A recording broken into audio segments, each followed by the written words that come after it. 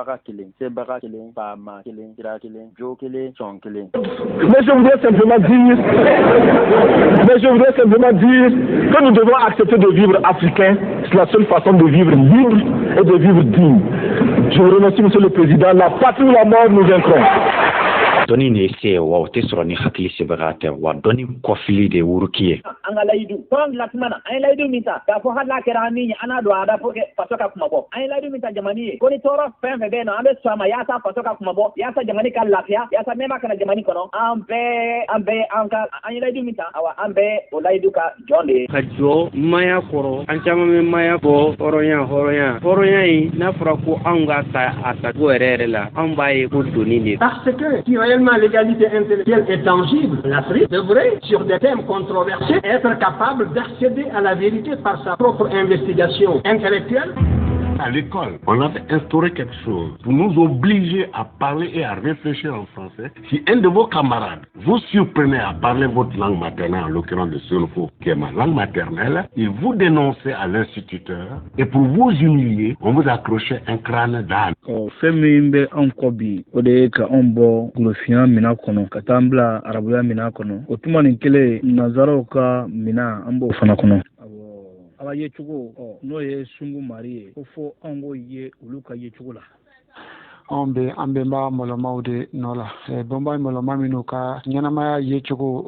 oka mako imana joyoro soro nyanamaya inkoro chugo ko ka do ko ibe wa mowerebe ni do kala o kala matuma tuma ko ka nyumanke ka nyumafo ka jugumanto yola ko banga konu chama na go se ka ke setana ko ya no dina mo fe fe fla de be wulu bolo ni o ye femi famya o yere bolo o ko nyuma ye o bo ke ala tai bo no ma femi famya o yere bolo o ko jugude o bo ke setana tai bo wulu kele me ka fe plan fla de ala ani setana bo yanga boli ko nubla setana ko minande kono o minga farasnan la fiye ni ve zama de wali berebereli wali ekoli ni wali dinin minu ba kuma kɛla diɲɛ baara fɔlɔ ye kuma de ni ye kuma se sɔrɔ e bɛ fɛn bɛɛ se sɔrɔ ni ma kuma se sɔrɔ e tɛ se foyi sɔrɔ hali minnu b'a fɔ ko an ka kuma dabila ka baara kɛ fili kuma don baara yɛrɛ fɔlɔ de ye kuma ye ni fɛn mun ma ɲɛfɔ o baara tɛ kɛ o la fɔ an ka kuma de o la kumakɛlaw hali bi a ye kuma a ye dɛmɛ don kumakɛlaw ma a ye dɛmɛ don o la kuma de ye diɲɛ sopasima fɔlɔ an ka kuma ni kuma ma kɛ fɛn tɛ ɲɛ dɔn quoi o la hali bi damaga ka se di kumakɛlaw ma u nɛ sabati ma kelen damaga kelen sebaga kelen faama kelen sira kelen jo kelen sɔn kelen o ko ne kɔtɔgɔ ye wa faya wara kalen la ko ni fa wɛrɛ wɛrɛ kan o sinya walima ko kundu kosɛbɛ kamara aw bɛɛ lajɛlen fɔlɔ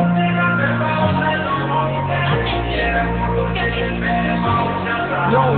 ko de wila ate dabla de ko kabwala golo fine ni baka tusu dete ela golo binya la goshi baka kanga wila ela tubabu arabu nunu shite anga kola dado bali yere de benunu tanu anga kola ya penjuku ya penyuma alu hakesto ya kojuku ya konyuma alu hakesto ne dupli la yere ma bemba so luka makosto ni danga wila tise kwa be muru jango ode la ne tumbe ka wali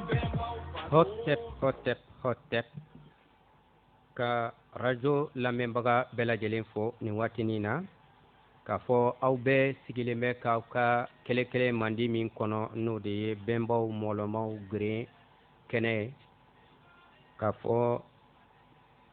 aw sɔgɔlen ka to a ka radio la a ka radio min n'a tɔgɔ de ye ko Peace FM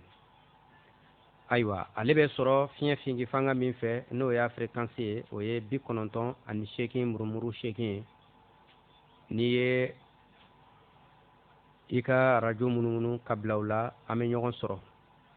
o la n'i y'a mɛn k'i ngɔngɔnturu i sen o de bɛ duguma o la an bɛ foli lase an ka senkola ma n'o ye Sheikh Sidibe ale de kelen don sabu ye bi Mali kɔnɔ ani Mali kɔkan bɛɛ tulo bɛ an ka kumakan na o la an bɛ a fo o kɔfɛ ka fɔ kɔgɛ kan an ka senko la Maze Cɛmusi Makun ale kelen don ka an bila o kan Wuyankili kolokotoya kɛyɔrɔ n'o y'a page ye ni sɔgɔw la n'o ye la révolution ye awɔ ni i sɔgɔ o la an bɛ ɲɔgɔn sɔrɔ o la minnu bɛ ka an lajɛ kafa kɔkɛ kan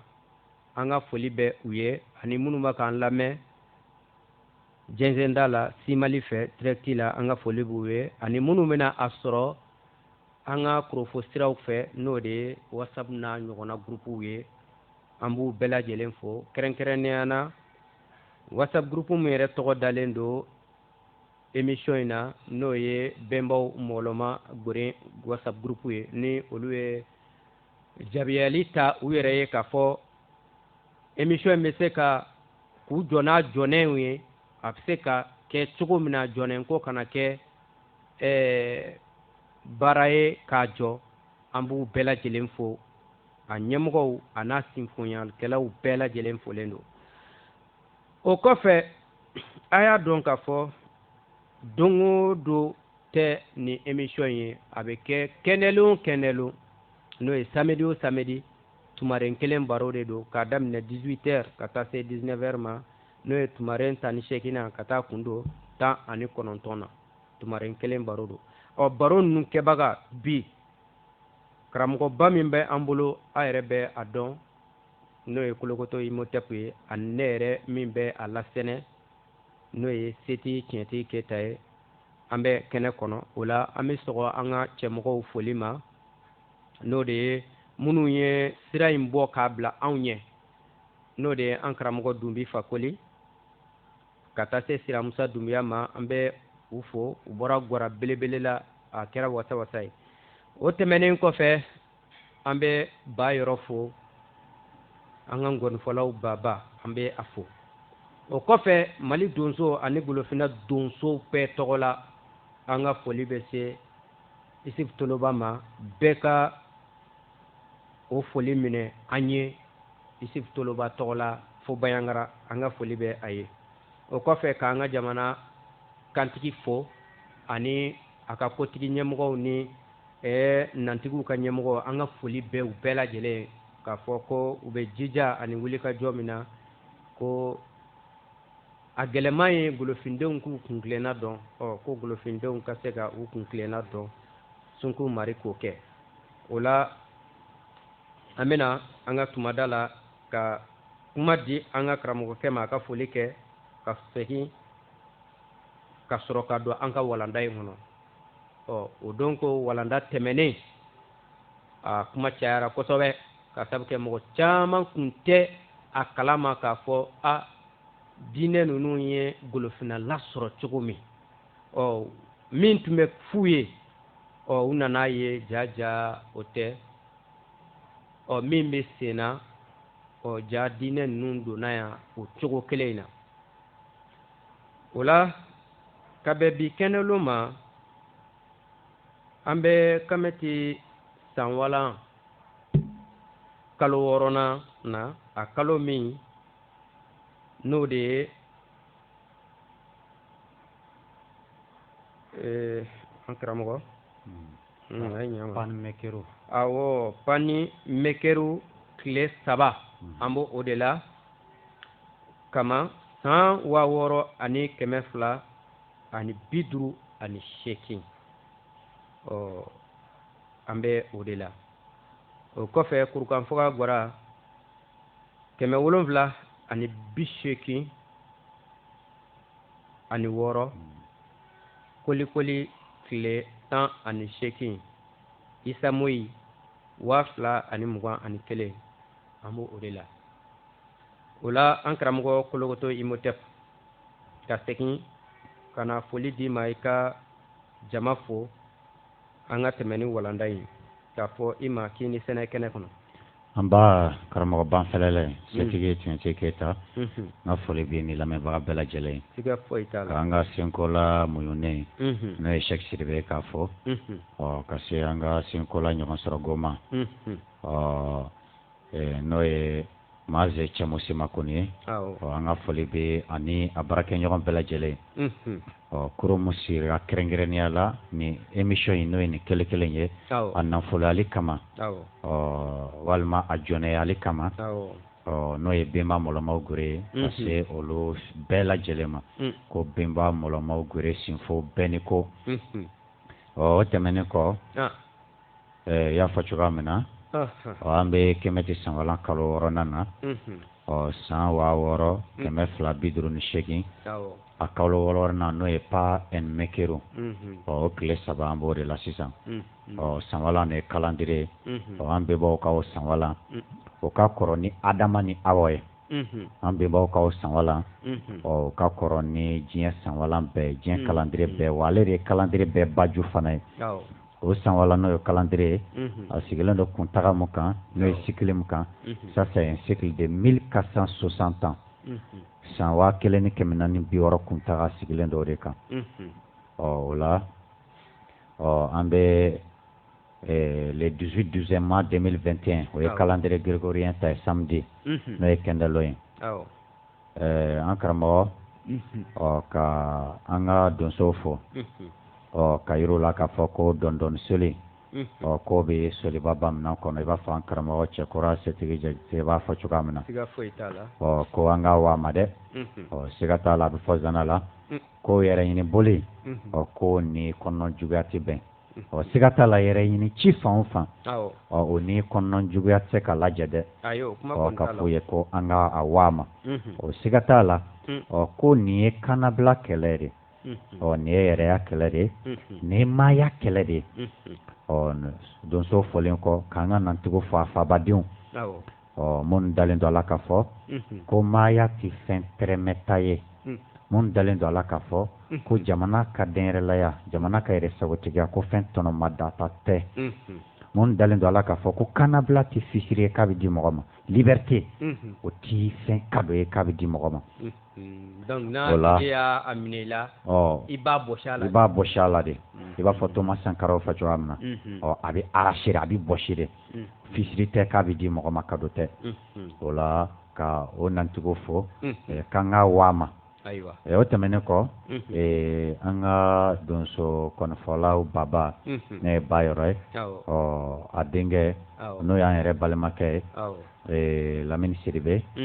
yɔrɔ Siribe denkɛ Lamini Siribe a soma yɛlɛmana an bɛ tin k'a ye ko Sonko Marika Sɔlɔmi fara Sɔlɔmi Jansataw kan siga t'a la karamɔgɔ Golofi Sɔlɔmi don a kɔnɔ Fasini Bulonda sira kan benbaw ka sira o mun ye sɛbɛya sira ye o mun ye kisɛya sira ye o mun ye fasankomaya sira ye n'a bɛ fɔ o ma ko intransigeance tubabukan na o mun ye muɲu n'o ye endurance sira ye o mun ye timinandiya persévérance sira ye olu de ko ka ɲuman kɛ ka ɲuman fɔ ka juguman to olu de ko ka lɔnni kɛ ka baara ka telen mɔgɔ bɛ se ka tilen cogo di ka sɔrɔ i karilen tɛ mɔgɔ bɛ se ka kari cogo di ka sɔrɔ i ye jafobagatɔ i ye fogari ye i tɛ sɔn baara ma mɔgɔ bɛ se ka baara kɛ k'o tɔnɔ sɔrɔ cogo di ka sɔrɔ lɔnni tɛ o la foyi tɛ k'a lɔnbaliya kan o de kama a bɛ fɔ émission générique la ko lɔnni de ye se k'o ti sɔrɔ hakili sebagaya kɔ wa ko lɔnni kɔfile k'o de ye wuruki ye wuruki de ye développement ye o la n'i ye dɔnni kɛ dɔrɔn i bɛ taga ɲɛ c'est naturel a b'o cogoya de la o la n'i ye jateminɛ kɛ benba jewuti le grand jewuti gɛrɛkiw k'a ma ko Hermès Trismégistre bamananw ko Trémɛsɛ jewuti ko karamɔgɔ olu fana karamɔgɔ ko mɔgɔ sanu ka mɔgɔ sanu olu fana ka mɔgɔ sani ko mɔgɔbaw ka mɔgɔbaw ka mɔgɔba les maîtres des maîtres des maîtres les saints des saints des saints les grands des grands des grands jewuti ko de a ka kurundo naninana a ko tout est double toute chose possède des pôles tout a des extrêmes semblables et dissemblables ont la même signification les pôles opposés ont une nature identique mais des degrés différents les extrêmes se touchent toutes les vérités ne sont que des demi-vérités tous les paradoxes peuvent être conciliés a ko fɛn bɛɛ bali de n'a fɔra fɛn balilen do o de ye doublé a ko fɛn bɛɛ bari bɛ fɛn bɛɛ la pôle i b'a fɔ pôle nord ni pôle sud bɛ dugukolo la cogoya min na a ko kun fila bɛ fɛn bɛɛ la a ko bɔɲɔgɔnna ni bɔɲɔgɔn ma o bɛɛ ye kɔrɔ kelen a ko bari kɔdɔn ɲɔgɔnw sunkun ye kelen k'u ka se k'aw bɔ ɲɔgɔn ma ko kun fila bɛ maga ɲɔgɔn na ko tuɲɛ bɛɛ tuɲɛ tila ko foroɲɔgɔnmaya bɛɛ bɛ se ka cɛ dɔ bɛn tous les paradoxes peuvent être conciliés an ka kuma laɲini ye mun ye Djibouti de y'a fɔ an ye ko les pôles opposés ont une nature identique mais des degrés différents komi an bɛ an balimakɛ n'o ye Lamini Siribe ka soma yɛlɛma ko de kan Djibouti ka kuma ye a bɛ ka jumɛn de ɲɛfɔ ne Kurundu kɔnɔ ko i bɛ mun wele ko bari kɔdɔɲɔgɔn k'olu bɛɛ sunkun ye kelen a b'i b'a fɔ sisan n'i ko saya ni balo k'a bɛɛ ye sunkun kelen a bɛɛ fɛn kelen kɔ fila de don a bɛɛ bɛɛbagaya de existence de bɛɛbagaya an ka kan na bɛɛbagaya ye fɛn fan filama ye ɲɛnamaya ani saya walima ɲɛnamaya ani somayɛlɛma o la o cogoya kelen na n'i ye a ta k'a lajɛ ko kalaya ni sumaya ko bɛɛ ye sunkun kelen mɛ kasaka kelenw de tɛ o de kama kalaya bɛ ban yɔrɔ min na sumaya bɛ daminɛ sumaya bɛ ban yɔrɔ min na kalaya bɛ daminɛ o la ko kun fila bɛ maga ɲɔgɔn na n'i ye jateminɛ kɛ n'a fɔra ko jidan an ka kan na jidan ale bɛ fɛn fila ko fɔ giriya walima fɛgɛya an b'a fɔ nin ka girin nin ka fɛgɛ o la a fila bɛɛ bɛ wuli an ka kan de ko jidan nin jidan bɛ cogo di a jidan ka girin a jidan ka fɛgɛ o la a bɛɛ ye sunkun kelen nature kelen don fɛn fan filama don o la k'a dɔn k'a fɔ ko anw ka somɔgɔya kɔnɔ an ka golofi sɔlɔmi don a kɔnɔ saya kini ko tɛ ɲɛnamaya fan dɔ de don o fana y'a damana walanda ye k'a fɔ ko Sunko Mari kan balimakɛ Lamini Siribe n'a bɛ wele ko le walima leba an fa n'a mɔkɛ Yɔrɔ Siribe denkɛ ko ka sɔlɔmi fara sɔlɔmi jansataw kan o tɛmɛnen kɔ karamɔgɔ i y'a fɔ cogoya min na siga t'a la kumada an bɔra kumada min kan tɛmɛnen an b'o kumada kelen de kan n'o de ye le génocide voilé Silasa Dogolen ka kɔn Silasa Dogolen ɲɛ bɛnbaw ka kurundu mun ka kɔrɔ ni diɲɛ kurundu bɛɛ ye kurundu mun ka kɔrɔ ni Bible ni Kuranɛ ye Bible de ye Tawurata ni Zaburu ni Injila c'est-à-dire Ancien Testament et Nouveau Testament o de ye Bible ye sariya min ka kɔrɔ n'o ye les 42 lois de Math u ko cogo di sariya 13nan kɔnɔ ko j'honore les animaux avec respect ko n bɛ biganw bonya ni majigi dafalen yɔrɔ a tɛ tɛmɛ o kan u tilala k'a fɔ cogo di u ko de ko kurundu 25nan na ko je crée l'harmonie ko n bɛ bɛn ɲɔgɔnmaya la fɔlɔ u tilala k'a fɔ cogo di kurundu 42nan na ko j'embrasse les tout ko n bɛ bɛɛ fɛ nka olu minnu ye o ɲɛ ye siga t'a la baw lɔnni y'olu labɔ siga t'a la baw olu de ye mirindi bɛɛ fa ye olu de ye mirindi bɛɛ ba ye olu de ye mirindi bɛɛ karamɔgɔ ye o la olu bi n'olu k'u bi bɛɛ fɛ o ti balan na bawo danbaga yɛrɛ ye ɲuman dan de ye danbaga ta ye wa wanɛtigiya dan ye danbaga ta ye wa lɔnni kɔnkɔn o bɛ lɔnni ye danbaga de dunduguma ye wa se kɔnkɔn bɛ danbaga de ye pouvoir absolu kɔni o de kama bɛnbaw ko a ma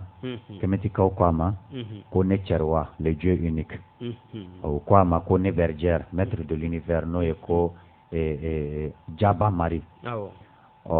bamananw ko cogo di u ko a ma ko dunba kɔrɔbɔbali la profondeur insondable u ko a ma ko bɛɛma u ko a ma ko fɛnba tigitan u ko a ma ko fɛn kelen danbali u ko a ma ko mari walima maba o la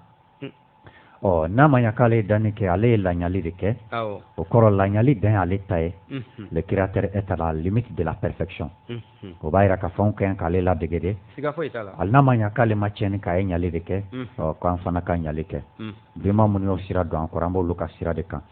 wa benba minnu si la sara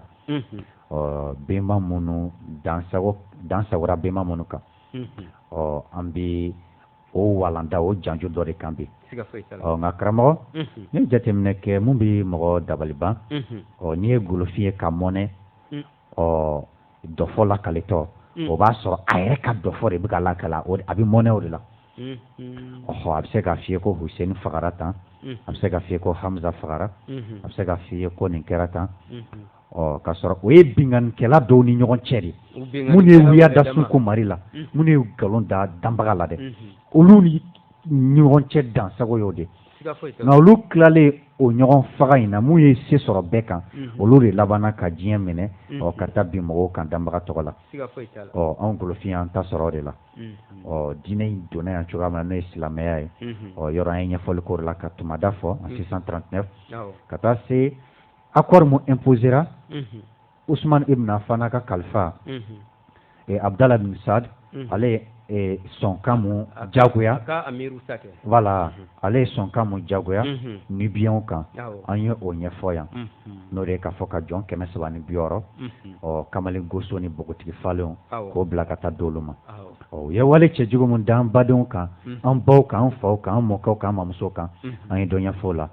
n'o ye kɔbɔli o ni an ɲɔgɔnnaw ye o kɔbɔli an y'a yira k'a fɔ kɔbɔli mun kɛra u fɛ a kɛra kun jɔnjɔn mun kama o dɔ de ye ko golofin kana na bugun olu ka yɔrɔ la yen wa ko farafinw kana na se olu muso ma bon miiri wɛrɛ t'olu la diɲɛ yɛrɛ kɔnɔ sa ko sogo kɔ hali u ka arijinɛ dɔwɛrɛ tɛ muso kɔ ni dumuni kɔ badenya tɛ yen teriya tɛ yen mɔgɔ tɛ se mɔgɔ fɛ wa musow ɲiyɔrɔ fana ta arijinɛ in kɔnɔ yen koyi don n'a nataw la an na kuma arijinɛ ko ni jahanɛmɛ ko kan o la n'i ye jateminɛ kɛ an bɛ ka laseli kɛ k'an sɛmɛnɛ to kafa min na o de ye Tijanija ka kafa ye les génocides voilés Silasa Dogole kafa yɛrɛ de tɔgɔ ye génocide voilé a sɛbɛnlen don kafa kan génocide voilé enquête historique o la ni mɔgɔ min ye kafa ɲini a bɛ se ka sɔrɔ en fichier PDF wa i bɛ se ka a tanta yɛrɛ sɔrɔ voilà donc a b'o cogo la minnu bɛ k'an lajɛ Facebook kan olu bɛ se ka a ye donc u y'an kelen kolokota page n'o ye championnat de la révolution ye page ni mɔgɔ min b'o kan ni tuma la i n'a kafa in ye o la n'an ye jateminɛ kɛ an bɛ halisa ka don kafa kɔnɔ détail technique dɔw bɛ k'olu di yɔrɔ u ye Espagne minɛ cogoya min na en 711 fo ka na se Poitiers kɛlɛ ma jɛ o la en 732 Charles Martel donc a bɛ comme sisan i bɔra ka Usman ka amiru min tun bɛ bɛn sɔn kan mun jagoya kalidura kan n'o tun ye nubi masakɛ o tuma la ko ka kamalen gozogozow ni npogotigiw falenw ko bila ka taa di Usman ma Madina mɔgɔ 360 o y'a ye sɔn kan na mun jagoyara kalidura kan k'a ko o ɲini ko u ye dɛ o n'u yɛrɛ bɛ taa bin ka minnu minɛ u yɛrɛ ka taa olu tɛ kelen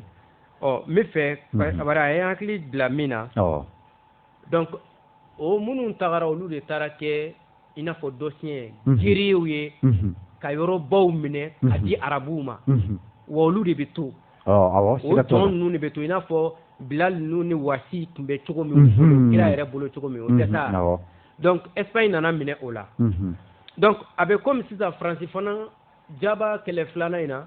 Faransi y'o de ɲɔgɔnna ladege anw na siga t'a la anw na mais i dun bɛ ɲɛbaw ka ɲɛbaw ye kule la u nana an bɛnbaw cɛ ka taa bila kɛlɛ la yan fɛ Faransi y'o kɛ mais Atlantique commerce triangulaire u bɛ se k'o fɔ mais dɔ tɛ se k'o fɔ Faransi y'a y'olu de la quoi bawo olu de ko diinɛ in ko bingani diinɛ tɛ ko mɔgɔ y'a ɲagali diinɛ don ka sɔrɔ a sigira bingani kan ka fanga sɔrɔ bingani kan ka lawan ka bingani kan a fila bɛɛ sama diinɛ n'u bɛɛ kerecɛnya fara silamɛya kan o la n'i ye lakɔrɔsili kɛ i bɛna ye yɔrɔ u bɛ minnu wele ko eunuque tubabukan na n'o ye mɔgɔ kɔbɔlen ninnu yɔrɔ kɔbɔli an y'a fɔ cogoya fila de y'u bolo dugumala in dama bɔli i b'a fɔ an bɛ baganw kɔbɔ cogoya min na komi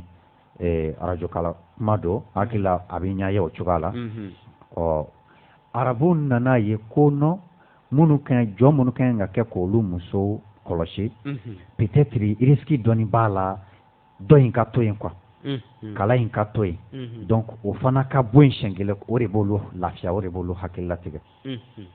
donc u nana bɔ dɔ in na sa k'a kɛ k'a bɛɛ yɛrɛ cɛ ka bɔ yen ni mun balola o don sa ni mun sara o don ni minnu balola olu de bɛ k'u ka muso gardien ye o la o tun b'o kelen kɛ a bɛ fɔ min ma ko les slaves yɔrɔ an y'o ɲɛfɔ dongo o tun bɛ tubabu minnu minɛ ka ɲɔgɔnna k'olu la o y'a dansago mun kɛ olu la o de ye slaves ye fo k'a kɛ jɔn yɛrɛ kumaden faransikan na anglais la o si in tɔgɔ de don ko slave anglais la o ko slave voilà esclave tubabukan na o la bawo tubabukan esclave bɔra latin kumaden de la o la mun de nana kɛ komi o mɔgɔ o slave ninnu koja nana kɛ ye olu koja kɛra ye c'est-à-dire olu dɛsɛ kɛra ko ɲuman kama olu dɛsɛlen u bolo o ye dɔ fara farafinw ta degere kan quoi voilà a bɛ komi sisan i ye fali sangana i ka baara la i nana ye fali t'a ɲɛ donc i bɛ solan na olu dɛsɛr'u bolo kun dama dɔ la 3 facteurs déterminants mirent fin à la traite des esclaves 1. La Russie, en soumettant les Tartares et en contrôlant la Crimée, empêcha la poursuite de la traite. Les Russes, kelen ka Crimée minɛ ka Tartare n'o ye silamɛ yɔrɔ ye Tartare n'o ye silamɛw ye quoi. Donc olu ye fu siri a dan na slave n'u minɛli la k'u feere silamɛ mansa ninnu ma. A filanan européens yɛrɛ commencera ka silamɛ jamanaw wuruniyali daminɛ donc olu ye fu siri u européens ɲɔgɔnw ka jɔnyali dan na a filanan ye en colonisant le monde musulman les européens luttèrent activement contre l'esclavagisme. 3. La Turquie sous la pression des européens abandonna la traite des blancs. Donc Turquie olu minnu ka fanga mɛnna senna kosɛbɛ fo kana se première guerre mondiale ma olu minnu tun ye silamɛ jamana bɛɛ la ɲɛkun ye olu européens ye se sɔrɔ fanga sɔrɔ olu kan ka bɛn kasaka ma européens fana ye olu bali wale in kɛli la u européens ɲɔgɔnw na ka bɛn o kasaka kelen ma donc o b'a sɔrɔ farafinw ta bɛ sen na nka o ye a tɔ accentuer ka taa fɛ walasa ka si lasali in kasaka dɔn n'i ye jateminɛ kɛ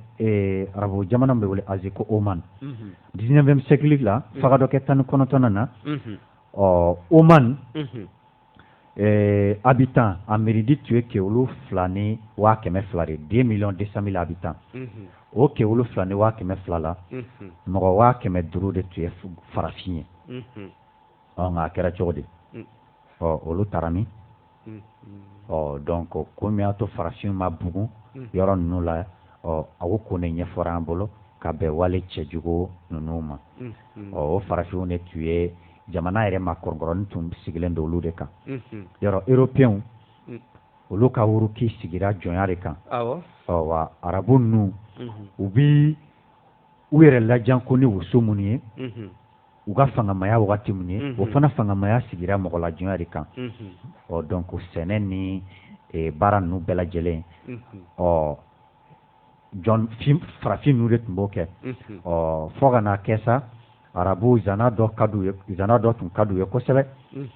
walima zana dɔ ka d'u ye kosɛbɛ ko l'esclave se satisfait de la jouissance du maître ko ma jɔnfa ale ka sewa ale ka wasa ko o bɛ jɔn bɔ kuma laɲini mun ye c'est comme si ne ye sɛnɛ kɛ ka di jɔnfa ma sisan tant que ale kɔni ye sumanba sɔrɔ k'i yɛrɛ lajango k'i yɛrɛ waso o bɛ wasa kɛ jɔn ye o bɛ jɔn bɔ i y'a ko ye cogo di o wagati kelen na n'an taara ottomanw fɛ yen ottomanw en 1917 u ni Hongrie ka kɛlɛ la cavalerie n'o ye solaw ye sola de cavalier an ka kan na o la sola kɛlɛbolo n'o ye cavalerie ye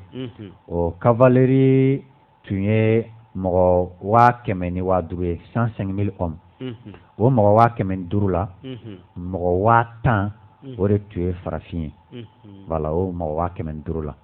o ye cavalerie ye infanterie n'o ye senaw ye sena kɛlɛkɛlaw ko don infanterie o tun ye mɔgɔ 250,000 ye 251,000 hommes o la farafin tun ye mɔgɔ 20,000 ye voilà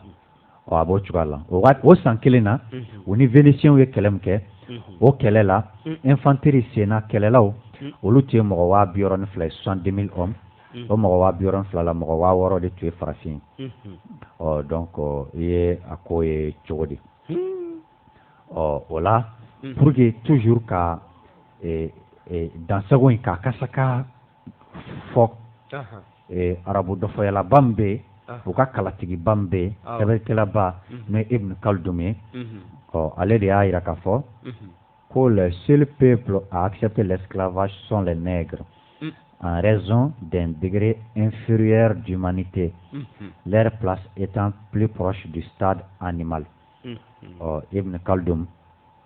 ale de ko ko jɔnya bɛ ko mirindi min fɛ k'o ye golofiɲɛ ko bɔn k'olu ni bagan de ka surun ɲɔgɔn na. Ibn Khaldun ale tun ye silamɛya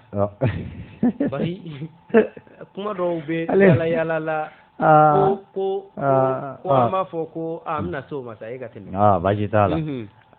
silamɛya bɛ a yɛrɛ waso ni mɔgɔ minnu ye o dɔ de ye Ibn Khaldun ye silamɛya kɔni littérature la kɔni a tɛ se ka fɔ ka Ibn Khaldun ninnu bɔ a la yɔrɔ Harun Ar-Rashid ninnu tɔgɔ tɛ se ka tunu silamɛya littérature kɔnɔ ka se Ibn Khaldun ninnu kɔni ma fiyewu voilà donc ale jatelen don comme les plus grands historiens arabes i b'a fɔ ko arabu dɔfɔyala bɛɛ la bonba Ibn Khaldun arabu silamɛ dɔfɔyala bɛɛ la bonba o la n'i ye jateminɛ kɛ a ko jɔnya a bɛ ko mirindi min fɛ k'o ye golofin dɔrɔn pe ko bawo ko golofin de ni bagan ka surun ɲɔgɔn na. Mais a hakili ma to a la ko mɔgɔ la jɔnya o ka di siya min ye o de ye arabu ye ka tɛmɛ siya bɛɛ kan a ma sin o sɛbɛn a ɲɛfɛ. Ayiwa an ka taa ɲɛfɛ. Ayiwa an ka taa ɲɛfɛ. O la n'i ye jateminɛ kɛ n'an sera yɔrɔ la an bɛ janjo dɔ lakale. O janjo la an tɛ se k'o janjo lakale cogo si la n'an ma tasibila kɛ ka taa an bɛnbaw ye halisa. Olu minnu y'a jira k'a fɔ ko mɔgɔya ye dafa ɲɔgɔnya ye olu minnu y'a jira k'a fɔ ko mɔgɔya bɛ sinsin jɛ de kan dɛmɛ de kan dɛmɛ kɔrɔ de ko jɛ bɛ mɛn mun kan olu minnu y'a jira k'a fɔ a bɛ k'a fɔ ko dɛmɛ fana tɛ kɛ kɔnɔndiya kɔ olu de ye mɔgɔya ye ko dafa ɲɔgɔnya don olu m'a ye k'a fɔ ko f'e ka jigin ne ka yɛlɛ ko f'e ka bolokolonya walasa ne ka banaya y'a ye cogo di o la fantanya miskinɛw dɛ a ye fantan sɔn a ye miskinɛw sɔn dɛ bon o kankeya o yilifundo sugu o paradigme ninnu de nana ni fantanya ye n'o tɛ golofi sɔlɔmidɔya la golofi ka somɔgɔya la an ti fantanya dɔ fiyewu bon ɲɔgɔn makaran de bɛ yen jɛ de bɛ yen jɛlakaya sunkuma de bɛ yen socialisme naturel ou bien le socialisme par nature o la ne ye jateminɛ kɛ an bɛnbaw de ko ko danbaga ye b'a ka danni lakuraya tuma bɛɛ muso de fɛ olu de bɛ muyili kɛ wa danfɛn bagan musomanw fana de bɛ muyili kɛ wololi kɛ komi ni mɔgɔ don a tɛ fɔ k'a wolola a bɛ fɔ k'a muyira wololi bɛ fɔ bagan de ma ka bɛn an ka kan cogoya ma bon an ka kan in ye kan gosibagaya min b'an ka kan in na manamana tɛ élégance de ye gosibagaya ye o la olu de ko ni muso o muso fora k'a bɛɛ k'a laminɛ n'a yɛrɛ ko ye ko muso bɛɛ k'a fɔ ko n se don na natɔ la karamɔgɔ an bɛna kuma foli kɛcogo n'a laminɛ cogo kan kan o musoba dɔw ka janjo la kalitɔ filɛ toujours an bɛ Tijanjɛ i ka kafa kɔnɔ jeunesse voilée Silasa Dogole page 153 an bɛ kɔkɛ 153 la ni janjo in lakalela ye o la a lakalela ka bɔ kafa wɛrɛ min kɔnɔ Tijanjɛ fɛ o de an ka musoba wɛrɛ n'o ye Sylvia Serbin ale ka kafa ko reine d'Afrique et héroïne de la diaspora noire o la ni muso ninnu Sénégal dugu bɛ wele ko Nder walima Ndar ni janjo in kɛra ye arabu yɔrɔ u tun bɛ taa bintogo kan sufɛlaw fɛ c'est-à-dire attaque surprise quoi ina fɔ u ka ala yɛrɛ y'a fɔ cogo voilà k'a bɛ mɔgɔw sila sa k'u to sunɔgɔ la duguw kan k'u sila sa k'u to sunɔgɔ la k'u to sunɔgɔ la sufɛ wa tilegan fɛ fana u b'u ka baaraw la i n'a fɔ an ka bayankara o ɲinabagatɔ an b'an ka jago n'an ka fɛn na u taara tabila mɔgɔw la sari olu b'o de miiri fana kodɔn ye sari u ka ala b'a fɔ cogo min u b'a kɛ ten u b'a kɛ ten de siga foyi t'a la siga t'a la kuranɛ y'a fɔ ten kuranɛ y'a fɔ tan de dɛ o la n'i ye jateminɛ kɛ o muso ninnu ɲɛminɛbaga tun ye musokun min ye an fɛ leader musoman a bɛ fɔ o de ma ko musokun a cɛman a bɛ fɔ o ma ko cɛkun cɛkunya ni musokunya a ti sɔrɔ anw farafinw fɛ yan i b'a fɔ bibi in na a bɛ ka kɛ cogoya min na dɛ e mana wuli dɔrɔn n ye leader ye e mana jamana fara ɲɔgɔn kan n ye leader ye o ye ta ye o tɛ an farafinw ta ye fiyewu cɛkunya ni musokunya a sigilen don ko caman kan i b'a fɔ ŋanaya fana bɛ cogoya min na i b'a fɔ nankiya bɛ cogoya min na o la i b'a mɛn o la ko musokun danba sumuso danba kɔni manden sumuso 9 n'a ɲagamuso 9 ni mɔgɔ min bɛ olu dɔn danba ye o dɔ ye o la ni musokun in tɔgɔ de ye ko Nbarikaja ale tun ye olu ye makɛlɛli kɛ n'o ye resistance ye arabu silamɛ ninnu ka dansago k'a makɛlɛ ka kuti jɛ n'a ye bɔn arabu ninnu yɛrɛ k'an balimamusow minɛ ka to olu langolo bɔ k'a lajɛ ka ɲa k'a tɛse ka sɔrɔ k'o feere sugu la walima ka farafinmuso kɛ cadeau de mariage ye c'est-à-dire n denkɛ muso furu n bɛ farafinmuso dɔ d'a kan voilà k'a di voilà cadeau la olu de tun b'o kɛ silamɛ ninnu kɔni o la sisan u b'a kɛ u ma t'o dabila fiyewu bon u ka diinɛ yɛrɛ la i bɛ muso ta ka tila ka jɔn fara a kan tuguni o jatelen tɛ jɛnɛya fɛ o la a ko cogo di wagati min na se kɛra muso ninnu la se kɛlenw la olu ye fɛɛrɛ min sɔrɔ k'u fara ɲɔgɔn kan ka don buguso kɔnɔ ka don bon kɔnɔ min nana ni musoba ninnu de wulila musokun Nbarikaja ale de tun y'u ɲɛminɛbaga ye u denw ti kɛ jɔn ye lamɔlali ko saya somayɛlɛma k'u b'o kɔrɔ dɔn min bɛ lamɔlali sugu ye o la Nbarikaja a ko cogo di u ma din fille du Walo redressez-vous et renouez vos pains. Préparons-nous à mourir. Oui, mes sœurs, nous devons mourir en femmes libres et non vivre en esclavage. Que celles qui sont d'accord me suivent dans la grande case du Conseil des sages. Nous y entrerons toutes et nous y mettrons le feu. Nbarikaja ko muso tɔw ma ko n balimamuso ko an ka labɛn saya kama ko wurewurila walima kodɔnnenw ka bon mun bɛ yen c'est-à-dire lajɛ tun bɛ kɛ bugusoba min kɔnɔ ko an ka don o kɔnɔ ko an ka an yɛrɛ faga ko minnu mana sɔn ne kama k'olu ka tugu ne kɔ muso ani muso tun bɛ ka kɛlɛ in kɛ ɲɔgɔn fɛ dɛsɛ kɔ u dɛsɛlen u bɛɛ farala ɲɔgɔn kan o b'a sɔrɔ u fanba joginnen don u farala ɲɔgɔn kan bugu in kɔnɔ k'u yɛrɛ siri ɲɔgɔn na ka fɛn meleke ɲɔgɔn na ɲɔgɔn bolo la ka sɔrɔ ka taa bila sisan bugu la ka sɔrɔ ka dɔnkilida daminɛ u bogotigima u fitininw tun bɛ dɔnkili sugu minnu da ka dɔnkilida daminɛ nka muso ninnu la muso kɔnɔma kelen tun bi a la ale ma se k'a supporter ale ye fɛɛrɛ kɛ ka bɔ ale bɔra da fɛ dɔrɔn ale bɔra ka bin tɔw ni bintɔ tɔw u satɔ mɔgɔ damadɔ y'u kana bɔ ko qu'on la laisse elle témoignera de notre histoire et le dira à nos enfants qu'ils les raconteront à leur fils pour la postérité. Ko an ka nin to yen k'a bɛna an ka janjo ye an ka dɔ fɔ yen k'a bɛna lakale an denw ye ko an denw fana bɛna lakale u bɔnsɔnw ye ko bɔnsɔn nata i b'a fɔ bi an minnu y'o bɔnsɔnw ye an minnu y'o tiɲɛtabagaw ye an minnu bɛ ka tasibilakiw ye ka ji bɔ ye i b'a fɔ bi anw sigilen don k'a ɲɛfɔ cogoya min na o muso kelen in de tora o muso kɔnɔma in k'o ka janjo in lakale muso n'o de ye ni yɛrɛ di kɛ o la n'i ye jateminɛ kɛ karamɔgɔ ni i y'a sɔrɔ golofin ma ɲɛdɔnbaga foyi foyi ye a yɛrɛ la diɲɛ in kɔnɔ n'a yɛrɛ bɔsɔn tɛ a ka jalaki a ka mɔgɔ jalakita ye olu de ye wa golofin tanna ye golofin bɔlen a sugu la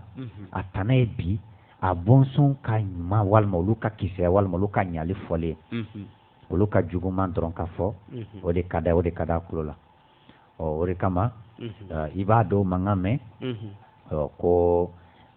nin ɲɔgɔnna kɛra bɛɛ la a ɲɔgɔnna kɛra bɛɛ la e y'a dɔn cogo di k'a ɲɔgɔnna kɛra bɛɛ la ka sɔrɔ a ma lakale ka sɔrɔ a ma sɛbɛn o sera a ka kɛ wa an bɛ u minnu b'a fɔ ko nin ɲɔgɔnna kɛra bɛɛ la i b'a ye u bɛ wali bɛnbaw ka ɲani u yɛrɛ dama ni ɲɔgɔn cɛ ye fɛɛrɛkɔrɔ juguya min kɛ diɲɛ mɔgɔ la kɛrɛnkɛrɛnnenya na an golofinw na olu yɛrɛ dama zon mana fɔ zon kɔ o tɛ sigitigɛ bannen yan u yɛrɛ dama ka ɲɔgɔn faga i bɛ t'u sigilen sɔrɔ kasi la o la ko karisa sara karisa sara nka o karisa minnu yɛrɛ kɛra sababu ye ka nin ko jugu in ta ka e ka muso ninnu ka lajɛ u ye kɛlɛ de kɛ fɔlɔ ka arabu silamɛw ka kɛlɛbolo in gosi silamɛw ka kɛlɛbolo taara renfort wɛrɛ de ɲini tuguni ka na o de bonyana u ma mɔgɔ joginta cayara a kɛra ten de donc muso ninnu ye mun de comme an ye janjo in lakale la dɛsɛ bolo ma awɔ an ye a batɔmɔ ka bɛn tuma n'a cogoya ma n'a ɲɔgɔnna caman bɛ kafa in kɔnɔ wa an yɛrɛ ka dɔ fɔ kalandenw na n'an ka tiriniw kɔnɔ an bɛ se ka ni ɲɔgɔnna caman lakale siga foyi t'a la i y'a fɔ cogoya min na ne ye jateminɛ kɛ hali ni tɔgɔko fɔra ni i den tɔgɔ da ko jabakɔrɔ ni den tɔgɔ da ko ɲagalen ni den tɔgɔ da ko cɛyiba ni den tɔgɔ da ko sɔgɔna yɔrɔ a ye k'a jateminɛ ɲagalen kɔrɔ de festin tubabukan na ko ɲaga dɔgɔmani ɲagalen c'est-à-dire tulonkɛ fitinin mɔgɔ bɛ se k'a fɔ ko o ye tɔgɔ jugu ye nka mun bɛ mɔgɔ dabali ban o b'a f'i ye ko nin ye tɔgɔ kɔrɔ ye ko nin tɔgɔ kɔrɔ dabila la nka n'i y'o ɲininka ko tɔgɔ kura ye jumɛn ye u b'a fɛ ko muhamadu de ye tɔgɔ kura ye musa de ye kura ye adama de ye kura ye ayiwa karamɔgɔ komi tɔw ka kɔrɔlen o de ye olu ka kura ye awɔ a bɛ komi i y'a ye cogo di o la mɔgɔ b'i yɛrɛ ɲininka e de la i b'a ye cogo di mɔgɔ jɔn bɛ yen ko e ka ɲɛnamaya kɔnɔ k'a bɛɛ ye kura de ko kɔrɔlen t'a la sansi jumɛn b'o la o la ni moderne fɔra tɔw bɛ kɔrɔ min di moderne ma ni farafin bɛ kɔrɔ min di moderne ma n kan bɛ farafin kisi kasatɔ de ma farafin tigɛlen a yɛrɛ la farafin jɔnnen a yɛrɛ la farafin walimɔgɔ lafasala n kan b'o de ma c'est à dire tɔ bɛ moderne min fɔ hali n'ale bɛ moderne fɔ o tɛ kelen bon tɔ ka moderne ne i ye kɔrɔlen mun ɲakuraya ka mɔlɔn di a ma tɔw b'o de wele ko moderne nka anw ka moderne ye mun ye k'an ka tabila tɔw ka ta ɲakurayalen k'o de ta k'o de ye moderne an dun b'a fɔ kuma la ko ɲɛnamaya ye kunu ni bi ni sini ye an b'a fɔ ko kunu tɛmɛna dɔnkilidalaw yɛrɛ b'o fɔ ko an bɛ bi la ko sini bɛ kanale yɔrɔ n'a ma ɲɛ a b'o cogoya la an sigiyɔrɔ in na o an bɛ ka mun lakale sisan o an kelen-kelenna filɛ nin ye an ye mun kɛ ka na se sisan ma an bɛ si kasa bɛ mun na o dɔ fɔ ni kakura jumɛn de ka ca an ka ɲɛnamaya la c'est-à-dire mun tɛmɛna o de ka ca toujours i bɛ mun dɔn donc ni mɔgɔ min k'o la ko kɔrɔlen qu'est-ce que tu veux dire karamɔgɔ cɛmɔgɔ ka kuma don bɔn sugu la kɔlɔlɔ yɛrɛ de siga t'a la karamɔgɔ Seku Jakite ko o la an bɛ taa ne yɛrɛ fɛn ye ne yɛrɛ sɔgɔ kosɛbɛ nka a bɛ jija de ɲini an fɛ o la an bɛ an ye Silasa Dogolen walanda bolola tugun ye n'o y'a nɔ la tugun an b'ale datugu ka tɛmɛ ni walanda wɛrɛ ni mɔgɔ b'a fɛlɛlɛ la i bɛ se ka kafa ɲini walima ni i ye an ka korofo sira ninnu dɔ la sɔrɔ an ye walanda kɛrɛnkɛrɛnnen kɛ ka kafa in ta chapitre par chapitre o mɛn ka i bɛ se k'o la sɔrɔ sira min kan. Ayiwa karamɔgɔ an bɛna u ka mɔgɔ kisikasatɔw ye kuma caman fɔ an ye ka kɛɲɛ ni kelen kelen yɛrɛ miirina ye an y'o kunnafoniw sɔrɔ ko an b'o kuma fɔ dɔrɔn olu ka jaabi d'u ma ka sɔrɔ ka sira di welelikɛlaw ma o de ye jumɛn ye ko welelikɛlaw k'u labɛn karamɔgɔ ko an bɛ ka fɛn fila de basa ɲɔgɔn na an ko k'o ye fɛn fila jumɛn ye ko silamɛya ani arabuya k'an bɛ k'o de basa ɲɔgɔn na k'olu tɛ kelen ye k'an bɛ k'a fɔ ko silamɛya ye arabu ka culture de ye u ka somɔgɔya k'olu tɛ kelen ye an ko o fɔbaga ninnu ma n ko yala a bɛ fɔ somɔgɔya fɛn min ma ko somɔgɔya n'o ye culture ye kan b'a la wa kan t'a la de. siga t'o la a bomu culture laminɛn a samasen dɔ a rɔ minɛna dɔ a n'a latangala dɔ a n'a lasabatilan belebele ye kan ye. an ko o la halisa a ye taa ɲɛma jigin a ka kuranɛ kɔnɔ n'o y'a ka dɔsari ye a fɔda 26 suguyalaw fɔda suwaraw o aya 100 ani o aya 100 ani 98 ani aya 100 ani 99 a ye taa yen lajɛ u ka ala kelen no ka mun de fɔ ye n'o y'a sɔrɔ culture ko la ko kan b'a la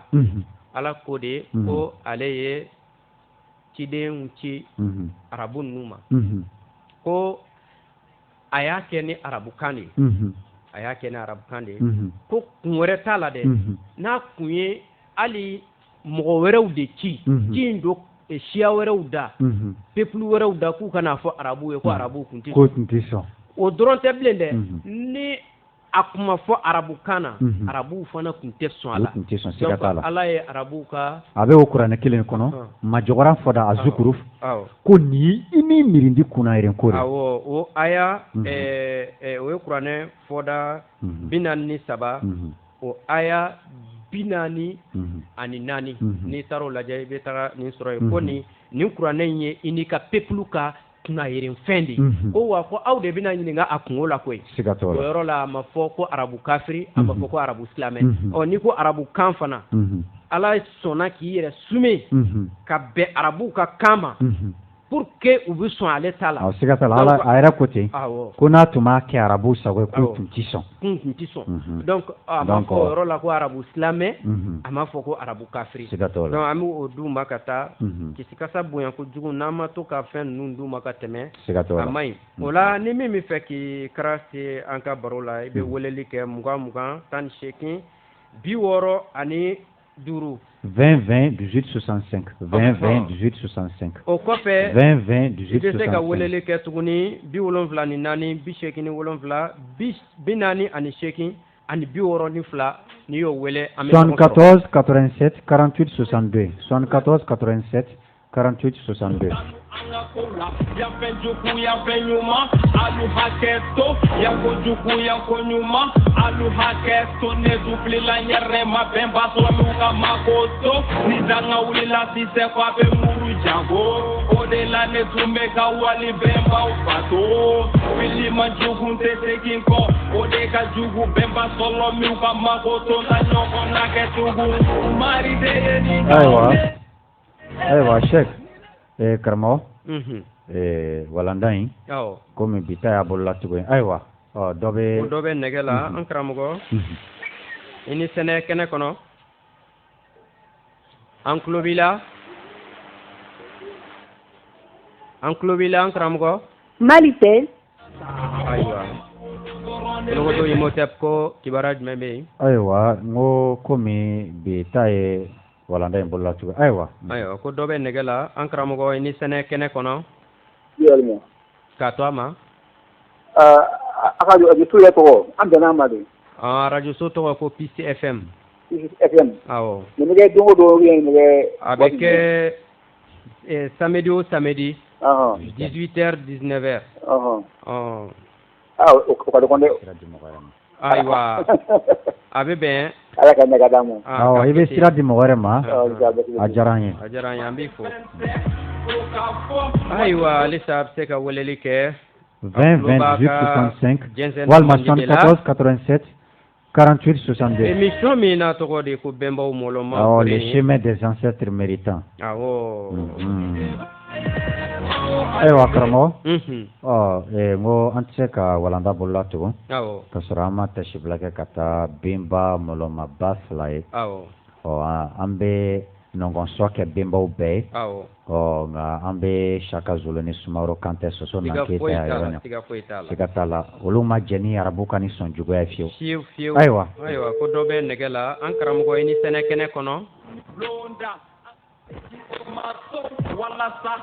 Nɛgɛjurutigi ne burankɛ i b'a banban koyi. Korofo sira de don wa walima a da bɛ e de la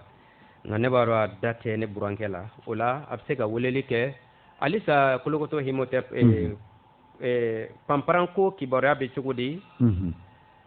Ayiwa an karamɔgɔ i ni sɛnɛ kɛnɛ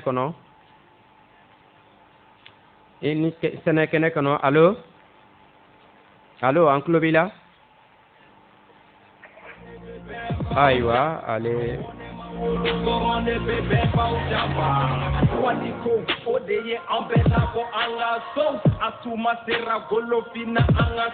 Ayiwa Panparanko la n'o ye ayiwa.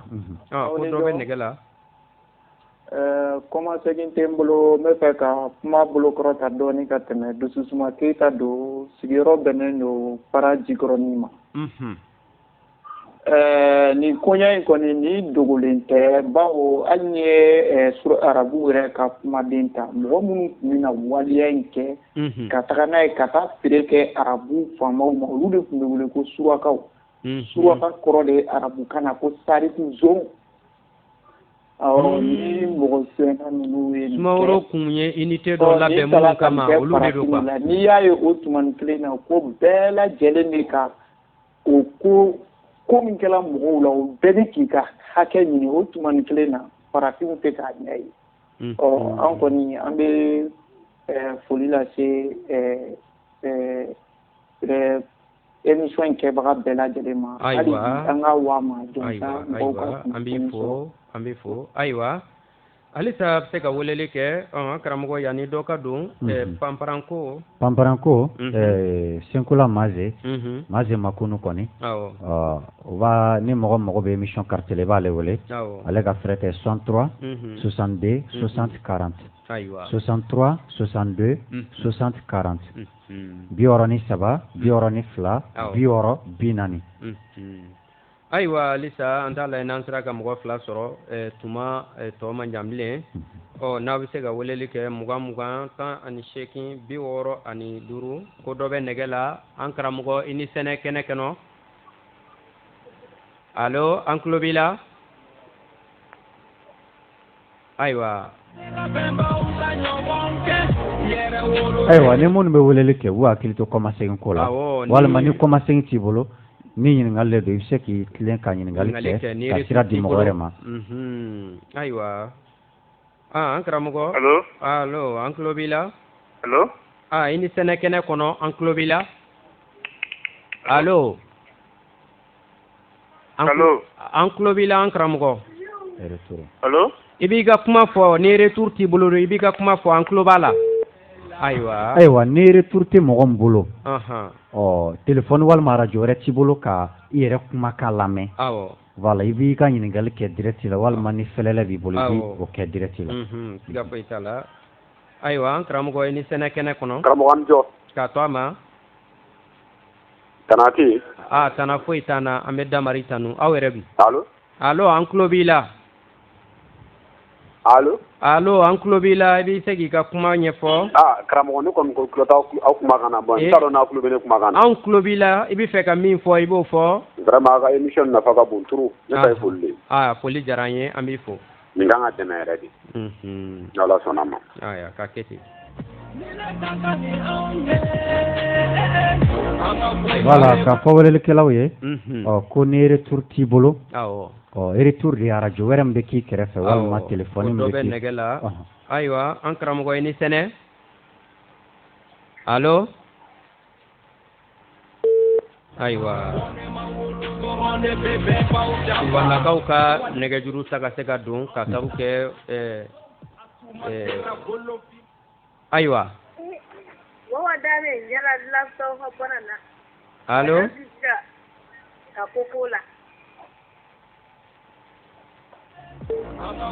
ayiwa i b'a sɔrɔ nin bɛ weleli la nka ale yɛrɛ hakili t'a la k'a bɛ arajo la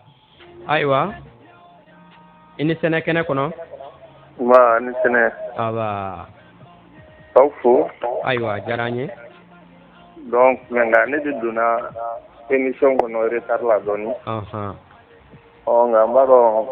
aw ye kuma dɔ fɔ fo k'o yɔrɔ fɛ k'olu bɔ ɲɔgɔn na kosɛbɛ mais y'a ni arabuya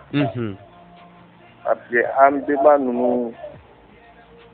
silamɛya bɛna yan wagati min na ka se fo bi ma mɔgɔ caman de bɛ yen min tɛ nin fɛn fila bɔ ɲɔgɔn na donc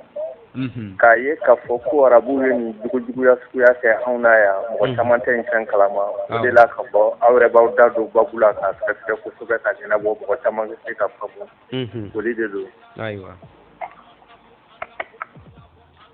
ayiwa an bɛ na kumabon kɔnɔ misɛn tɔ man jan bilen yala kolokoto Imhotep farankan jumɛn de bɛ i bolo halisa